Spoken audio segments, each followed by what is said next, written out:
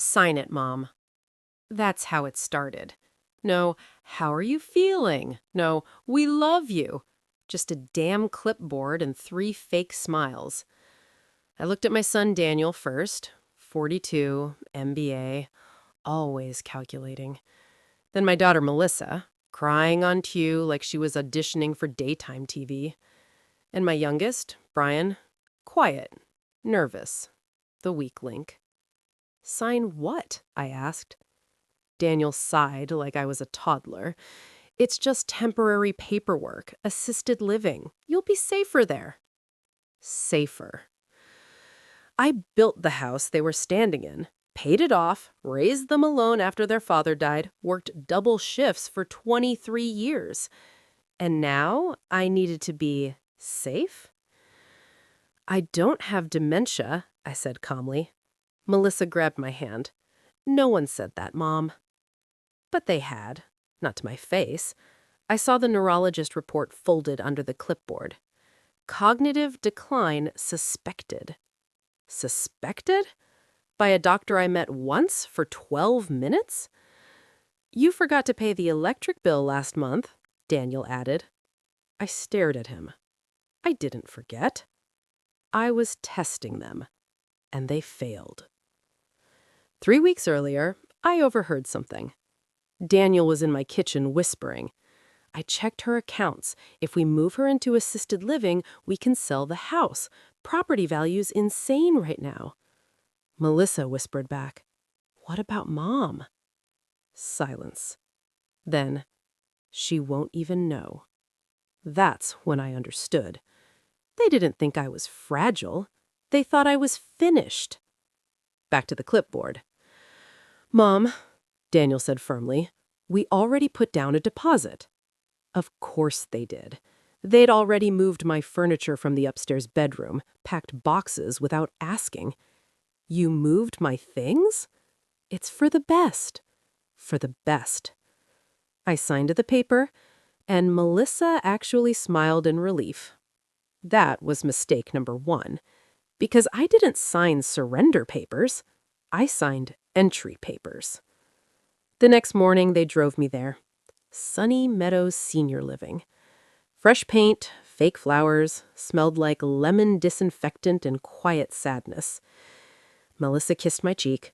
We'll visit every Sunday. Daniel added, You'll make friends. Brian wouldn't look at me. As I stepped out of the car, Daniel leaned close and whispered, This is easier for everyone. Oh, sweetheart, you have no idea. My room was clean, beige walls, single bed. A woman named Gloria across the hall kept asking for her husband who died in 1997. The nurse Claire seemed kind. Your kids must love you, she said while adjusting my meds tray. I smiled politely. They love my house. That first night, I didn't cry. I opened my purse instead. Inside, my checkbook, my tablet, a flash drive, and a business card. The business card read, Eleanor Whitmore, majority shareholder, Sunny Meadows Holding Group. See, here's what my children never bothered to ask. What exactly did their mother do before she retired? They thought I worked payroll for a regional manufacturing company. Technically true. They just never asked what I invested in. 25 years ago, when the nursing home chain was about to go bankrupt, I bought shares. Cheap. Very cheap. And over time, I bought more. Quietly. Through holding companies, through trusts, through perfectly legal paperwork. And last year, after a merger, my percentage tipped. 51%. Majority owner. Which means the building they left me in? Mine. I didn't tell anyone. Not the staff, not my lawyer, not even the board. Because I wanted to see something first. Would they visit? Would they call? Would they care? Week 1, no visits. Week 2, 1 3-minute phone call. Melissa. Distracted. Week 3, Daniel called about important mail arriving at the house. Not about me. about the house. That's when I made my first move. I scheduled an emergency board meeting from my nursing home bedroom. Claire knocked that afternoon. "You have a Zoom meeting?" she asked. I smiled politely. "Yes, dear, I do." She helped me set up my tablet. At exactly 3 p.m., 12 executives popped onto the screen. The CEO blinked twice. "Mrs. Whitmore?" "Yes," I said calmly. "Good afternoon. I believe you've been under the impression I was inactive." Silence. I continued. "I'd like to discuss new management policies, starting with resident oversight." The CFO cleared his throat. "Ma'am, is this about—" "It's about standards," I interrupted, "and family interference." Then I dropped it casually. "Oh, and effective immediately, I'll be residing at Sunny Meadows." You could hear the air leave their lungs. The CEO stuttered. "You're here?" "Room 214. Long pause. "Well, that's unexpected. Oh, I'm full of surprises." That evening, Daniel called. "Mom, did you contact Sunny Meadows Corporate?" "I might have." "They're reviewing property access protocols. Did you complain?" I leaned back against my pillow. "No, sweetheart." Pause. Then, calmly, "I made adjustments." "Adjustments to what?"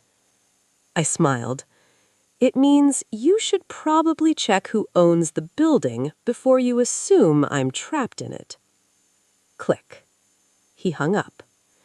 10 minutes later, my phone rang again. Then again. Then again. 6 missed calls. And for the first time since they drove away, I slept peacefully. Daniel showed up in person 3 days later.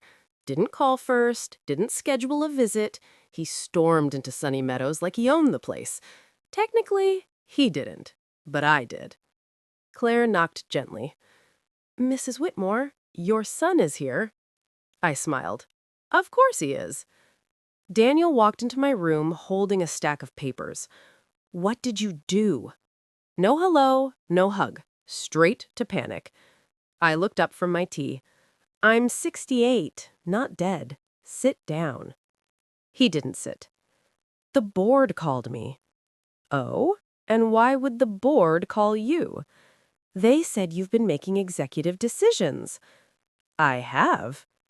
"Mom, you're not on the board." I let that hang. Then I slid my tablet across the table. On the screen, corporate registry documents. Sunny Meadows Holdings. Majority shareholder? Eleanor Whitmore. Ownership stake? 51%. Daniel's face drained of color. That's not possible." "Oh, sweetheart," I said softly. "It's very possible when you don't underestimate your mother." Here's what Daniel didn't know. Before I ever signed those assisted living papers, I met with my lawyer. Not the family attorney. Mine. A shark named Patricia Gomez. I told her everything. The whispers, the plan to sell the house, the temporary placement. She didn't even blink. "Do you want to protect your assets?" she asked, "or teach them a lesson?" I said, "Yes." So here's what we did. The house? Transferred into an irrevocable trust. Beneficiary? Not Daniel, not Melissa, not Brian. The trust listed a holding company, which I owned, quietly. The day after they moved me in, the property legally stopped being theirs to touch. But Daniel didn't know that when he listed it. He already had a buyer, already took a deposit, already promised closing in 30 days. Back to my room. "You can't do this," he said. "Do what?" "You froze the sale." I took a sip of tea. "No, Daniel, the trust froze the sale." His jaw tightened. "You tricked us." "No," I corrected calmly. "I protected myself." Then he tried the next weapon. He pulled a folded document from his jacket. You signed power of attorney over to me last year. Ah, there it was, the play.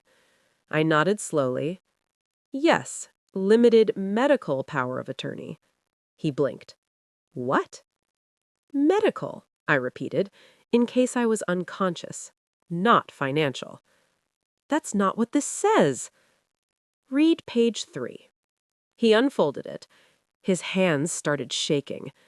Page 3 clearly stated, financial decisions remain solely under the control of Eleanor Whitmore, unless declared legally incompetent by 2 independent physicians. 2 independent, not the Gulf buddy neurologist he dragged me to. He looked up. You planned this. I leaned back. I raised you. Of course I planned. Later that afternoon, the CEO of Sunny Meadows arrived in person. That caused a scene. Staff whispering, residents watching. He walked into my room like he was entering the Oval Office. Mrs. Whitmore, he said carefully, we need to discuss structural changes. Yes, I said, we do. Your children have been contacting corporate demanding access to your financial records. Deny it. We have. Good. He hesitated. There's concern about conflict of interest. I smiled slightly. The only conflict is entitlement. Meanwhile, at the house, Melissa called that night, crying. Mom, the buyer is threatening to sue. Oh? They say we misrepresented ownership. You did. Silence. You transferred it without telling us. Yes. Why would you do that? Now my voice changed. No softness, no sweetness. Because you moved me out of my own home without asking. She started sobbing. We thought you were declining. No, I said firmly. You thought I was convenient. 2 days later, something interesting happened. Daniel's business partner called me. Apparently, Daniel leveraged the expected house sale as collateral for a short-term investment loan, meaning, if the house sale collapsed, so did his deal, so did his reputation, so did his company liquidity. And guess what? The house sale had collapsed. He showed up again, this time less confident. Mom, we can fix this. I looked at him carefully. No, Daniel. You can fix this. How? Start by admitting what you did. He clenched his jaw. We were trying to protect the assets. I tilted my head. From who? He didn't answer, because the answer was ugly. From me. That night, I made my second move. I instructed the board to conduct a full audit of all family member visits and interference across all facilities. If my kids tried to manipulate me, how many other families were doing the same to their parents? Turns out, a lot. By morning, the corporate legal team had opened 17 internal reviews, and suddenly, Sunny Meadows wasn't just a nursing home. It was a corporate fortress, and I was sitting at the center. By Friday, 23 missed calls, texts. Mom, please, call me. This is getting serious. Oh, sweetheart, it was serious the moment you underestimated me. I didn't answer. Instead, I scheduled something else, a public shareholders meeting, in person, at Sunny Meadows, and I invited my children, formally, as guests. Not owners, not decision makers. Guests. When Daniel got the email invite, he called immediately. What are you doing? I said calmly, I'm hosting. You're humiliating us. No, I corrected gently. I'm educating you. The shareholders meeting was scheduled for Saturday at 2 p.m. Location? Sunny Meadows Dining Hall. Yes, the same room where they serve mashed peas and overcooked chicken. I had it rearranged. Long conference table, microphones, projection screen, corporate banners. Residents were curious. Staff were whispering, and my children? They walked in like defendants entering court. Daniel wore a navy suit, Melissa wore panic, Brian looked like he hadn't slept in 3 days. The CEO greeted them politely. "Thank you for attending." Daniel forced a smile. "We're here for our mother." The CEO glanced at me. I was already seated at the head of the table. "No," I said calmly. "You're here because I invited you." I opened the meeting. "Ladies and gentlemen," I began, voice steady, "as majority shareholder of Sunny Meadows Holdings, I've called this meeting to address governance, resident protection policies, and family interference." Every executive shifted in their seat. Daniel went stiff. I clicked the remote. The screen behind me lit up. Slide 1. Unauthorized property sale attempt. Under it, my house, with a big red stamp across it. Void. Gasps around the room. Melissa whispered, "Oh my God." Daniel leaned forward. "This is unnecessary." "No," I corrected. "This is documentation." Slide 2. Financial leverage disclosure. Daniel's company name, highlighted. Loan collateral, anticipated residential asset liquidation. Translation, he gambled on selling my house. The CFO cleared his throat. "Mrs. Whitmore, is this legally cleared for presentation?" "Yes," I said evenly. "Public business filings." Daniel stood up. "You're sabotaging me." I didn't raise my voice. "No, Daniel, your greed sabotaged you." That's when something unexpected happened. Brian stood up too, but not to defend Daniel. He looked at me, then at his brother, and finally said, "You told me it was temporary." The room went quiet. Daniel snapped, "Sit down." "No," Brian said, voice shaking. "You said we were just helping her." Melissa started crying again. "Brian, not now." But Brian wasn't stopping. "You already had the realtor lined up before we even moved her."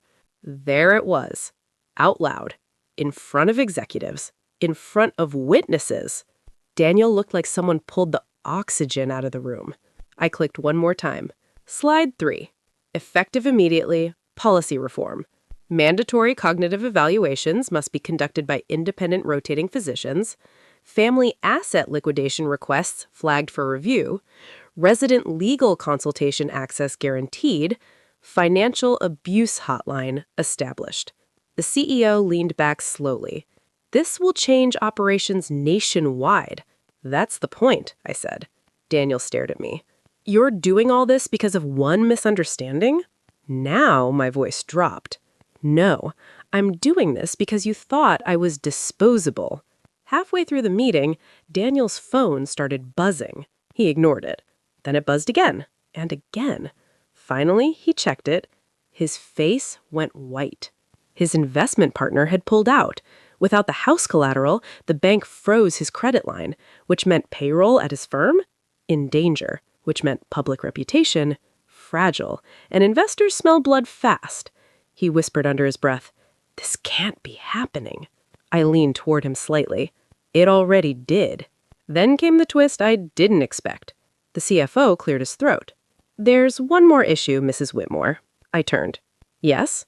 "We've received inquiries from a private lender regarding a co-signed medical equipment lease under your name."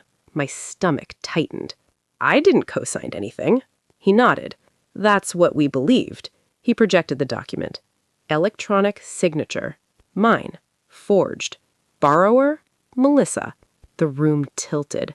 I looked at her slowly. "What is this?" She started shaking. I was gonna tell you." "Tell me what?" Her voice cracked. "After the spa failed, I needed cash. Daniel said it was fine, that you'd never notice." Daniel snapped. "Don't drag me into this." She screamed back. "You told me she was basically gone anyway." The room exploded in whispers. Executives exchanging looks. Legal counsel typing furiously. I felt something cold settle in my chest. Not anger. Clarity. I stood up slowly. The room went silent. "You forged my name?" Melissa sobbed. "I was desperate." I nodded once. "And desperation makes thieves." She collapsed into her chair. Daniel stepped in. Mom, we can fix this. We'll pay it back. No, I said evenly. You will. He frowned. What does that mean? It means, I said calmly, effective immediately, I am filing financial fraud charges. Silence. Even the air conditioning seemed to stop. Melissa gasped. Mom, please. Brian whispered, Mom. But I didn't move. You thought I was weak, I said quietly. You thought I wouldn't fight back. I looked around the room. I didn't build my life to be erased by my own children. By the end of the meeting, Daniel's investment deal officially collapsed, the board approved my policy reforms unanimously, corporate legal opened a fraud investigation, and my children walked out of my building without control. As they reached the exit, Daniel turned back. You're destroying this family. I met his eyes. No, I said calmly. You did that the day you packed my bedroom. That night, 47 missed calls. And for the first time, they weren't calling about the house. They were calling about survival. The police didn't storm in with sirens. That would have been dramatic. No, it was quieter than that. 2 detectives showed up at Sunny Meadows Monday morning. Polite, professional, direct. Mrs. Whitmore? Yes. We'd like to confirm a potential identity fraud filing. I didn't hesitate. Yes, I'd like to proceed. Claire stood behind them, stunned. Is everything okay? I smiled gently. It will be. Melissa called before the detectives even left the parking lot. Mom, they contacted me. Her voice was shaking so hard she could barely breathe. Good. Good? You forged my signature. I was desperate. You were dishonest. Silence. Then a whisper. Are you really pressing charges? Yes. She broke, full sobbing, hyperventilating. Mom, I could lose everything. I stayed calm. You already did. You just didn't realize it yet. By Wednesday, Daniel's firm was trending online, not in a good way. An anonymous tip exposed his leveraged loan strategy. Without collateral, without disclosure, investors panicked. 2 clients pulled out, then 3, then 7. He called me that night, voice different now. No arrogance, just fear.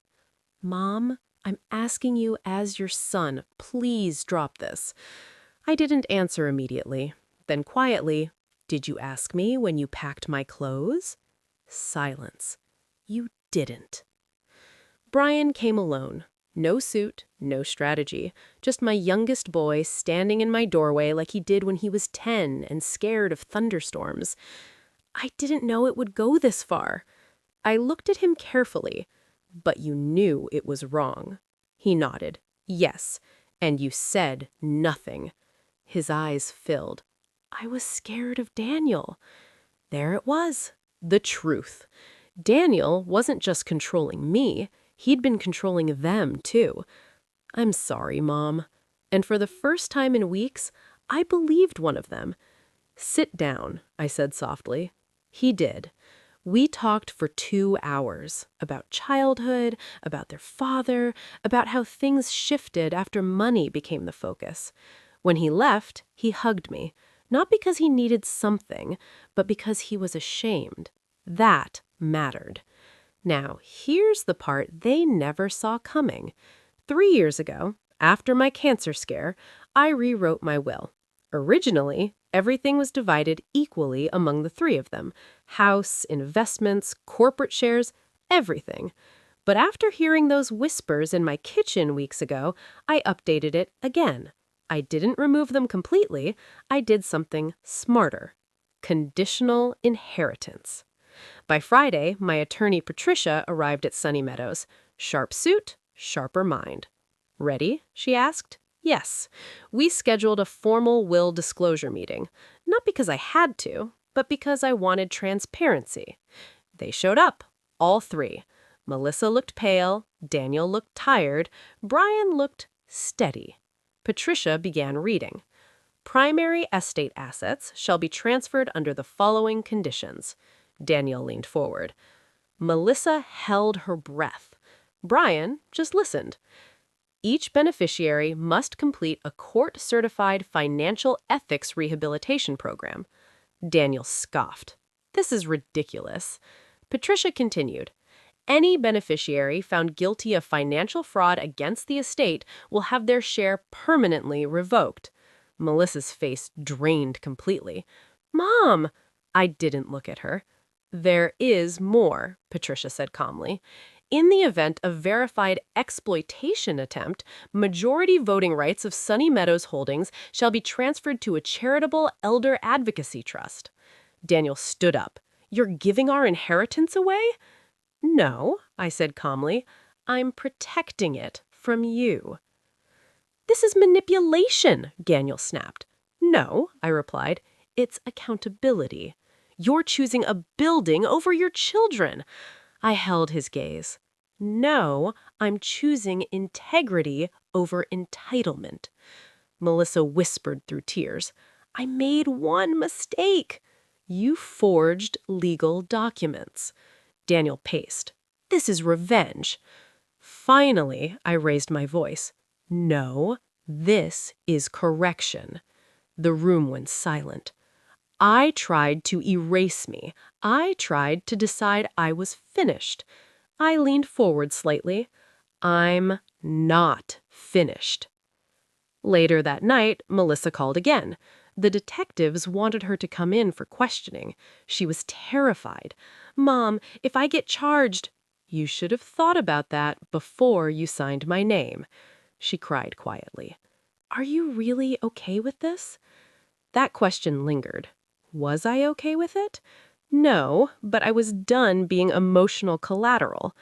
Actions have weight, I said softly, and hung up. Saturday morning, Daniel arrived again, alone. No anger this time, just desperation. I'll step down from my firm, he said quickly. I'll publicly apologize. I'll fix everything. For you or for yourself? He didn't answer, because we both knew if his career wasn't collapsing, he wouldn't be here. That night, something shifted. Not outside, inside me. I realized something important. This wasn't about punishment anymore. It was about precedent. If I folded now, they'd learn nothing. But if I held the line, they might finally grow up. And I didn't raise children to stay small. Then, Sunday morning, I got a call I didn't expect from the district attorney's office.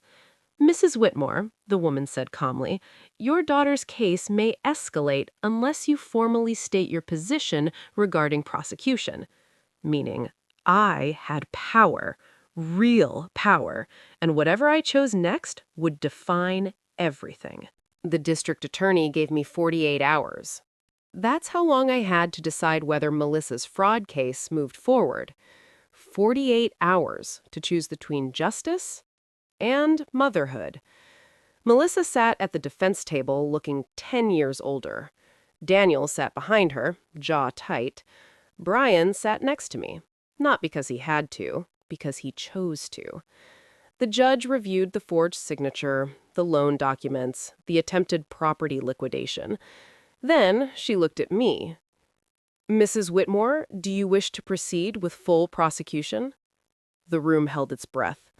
Melissa's hands were shaking. Daniel looked like he might implode.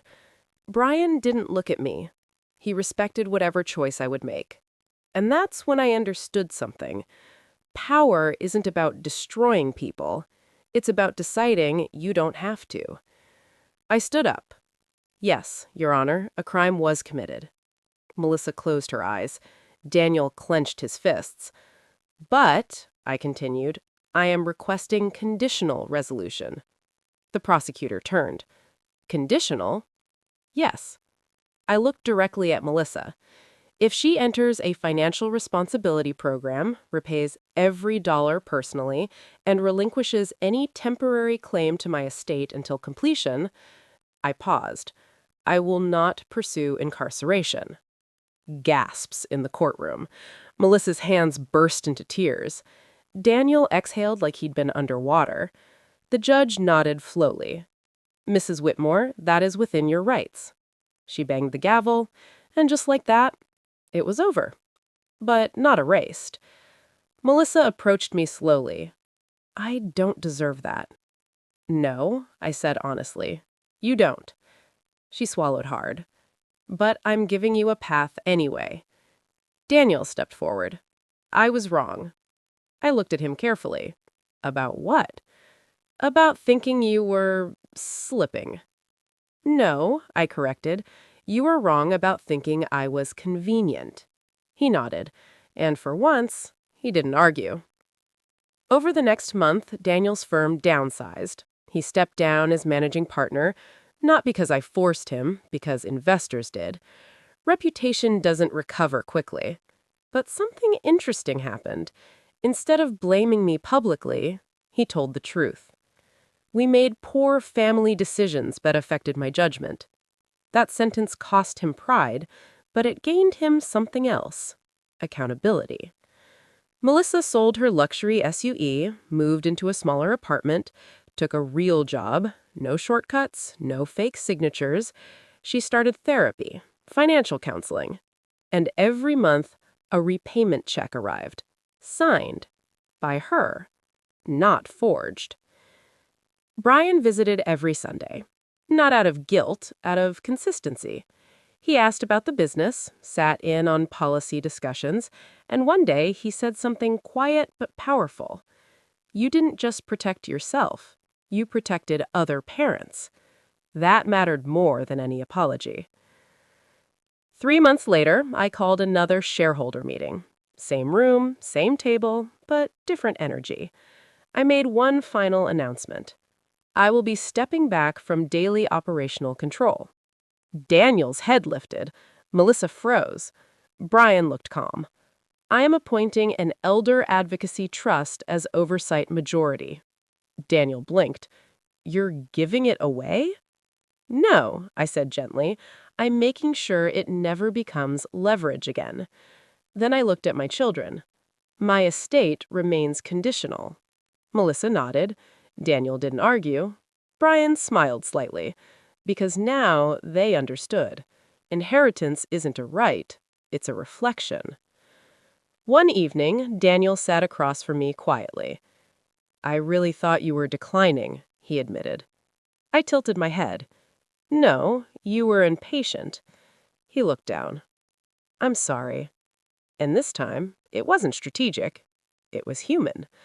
I reached across the table. I forgive you. Not because he deserved it fully, but because I deserved peace. Here's what they never understood. I didn't buy the building to trap them. I bought it years ago because I believed in long-term security.